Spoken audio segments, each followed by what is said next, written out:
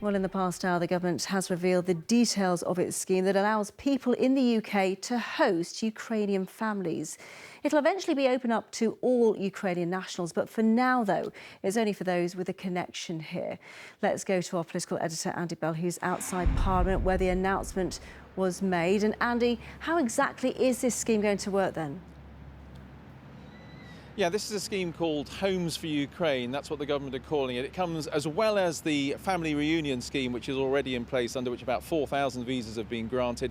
This allows people basically to sponsor somebody to come from Ukraine, probably someone they don't even know. Here is how the process is going to work. As of now, you can register your interest in hosting a Ukrainian refugee on a government website that has just gone live, but you have to promise to do it for 6 months at least. If you do have a refugee or a refugee family come and live with you, the government will pay you £350 a month to cover some of your expenses, and councils will get a payment of £10,500 per head for each refugee that comes to settle in that council area to cover the costs of council services. Now, the government says some people will know an individual in Ukraine that they want to bring over, but not a family member, but nevertheless someone that they actually know that they want to come and host them as a refugee. But for people who simply say, look, I just want to do my bit, I don't know anyone in Ukraine, the government is suggesting that they go through charities, through churches, through NGOs, non-governmental organisations, who will then match them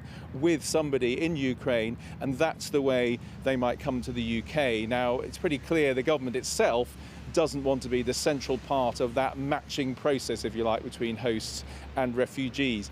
Incidentally, one government minister has already said that he wants to do that, to host a refugee in his family home. That's Grant Shapps, the Transport Secretary. He says he's discussed it with his family and he wants to do it.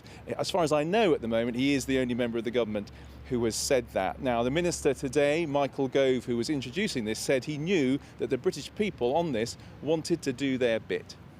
The British people have already opened their hearts in so many ways, and I'm hopeful that many will also be ready to open their homes and to help those fleeing persecution find peace, healing, and the prospect of a brighter future.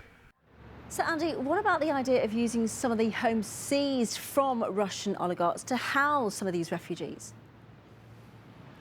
Well, this is interesting. The government is definitely not ruling this out. As you say, a number of wealthy Russian individuals, oligarchs, have had their assets frozen in this country. Today, actually, a group of protesters got into a home in London, which is believed to be owned by a Russian billionaire, Oleg Deripaska. They occupied the front balcony for several hours today. They said they were doing the government's work for them. In other words, occupying this so that it could be used for refugees. Now, the Prime Minister's spokesman today said, first of all, look, squatting is illegal. He wasn't encouraging that, but he definitely said the government is looking at ways that these assets, like homes, could be used potentially to help Ukrainian refugees. They might have to change the law because at the moment the government doesn't own the assets. They are simply frozen. They can't be used or sold by the original owners. But the government definitely saying they're interested in this idea of using those homes potentially for refugees. OK, Andy Bell, thank you.